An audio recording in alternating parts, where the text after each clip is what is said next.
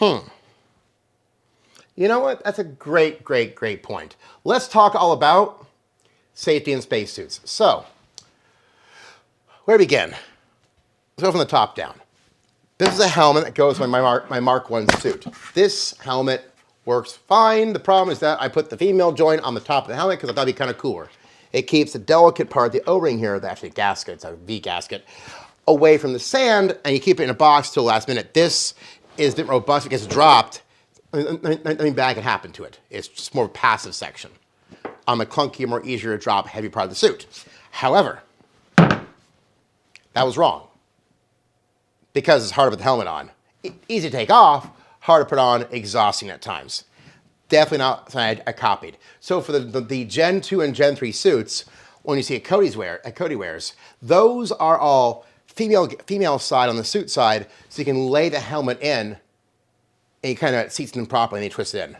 And that's where it gets kind of fun. On his mechanism for his neck ring, I made it so he can twist the thing either in each direction 10 degrees and avoid disengage. The idea behind this is pretty simple. We're not having to deal with the issue of having it stuck. We have to fire off a latch. Now the downside to all this is something pretty sad. This in a vacuum chamber would be less safe. You could accidentally unhook your helmet.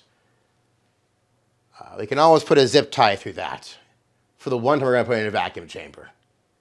No problem there. I'd rather try to be safer for daily use as a piece of functional simulation cosplay than not. That's more important to me. So, and if you get your helmet off, the rest is easy, right? Helmet off depressurization, once it's depressurized, helmet's off, it's pretty easy to move around the suit. You can then, find some tools and cut yourself out. And on that, all the suits I make, they have only connections in the chest area right here. There's some high flow ports up here, better for the main breathing air coming in and out of the scrubber. But down here is all the IO ports for water and other stuff. And those ports only feed up, not down. So if you cut right here, anywhere from like here up to the front, you can just kind of pull the whole thing up. So that's that. I'll show you how this actually locks on the neck right here.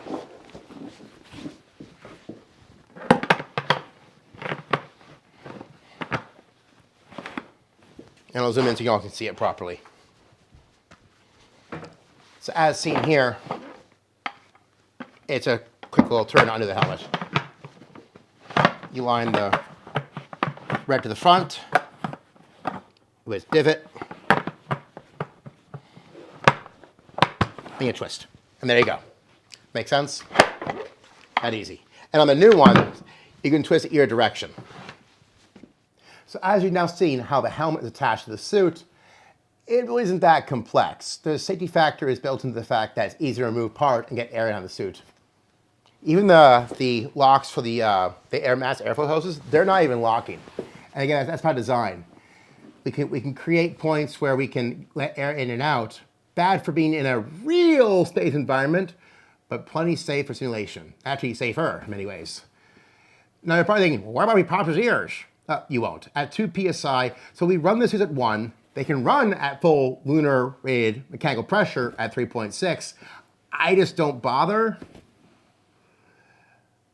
because this adds more stress to the suit's mechanical strain over time, and not only that, but also it doesn't really do anything. Once you're inflated past 1 psi, the joints feel almost the same. They're either great or they still suck, one of the two. And so that's why I've optimized for 1 psi. It's good for training suits. And you can run Pure O2 for a pretty long period of time without hurting someone. Now, pure oxygen, safety issue here involved. I put very little electronics in the suit intentionally, so there's very few points of ignition. That's a very important part on keeping people who wear the suit safe.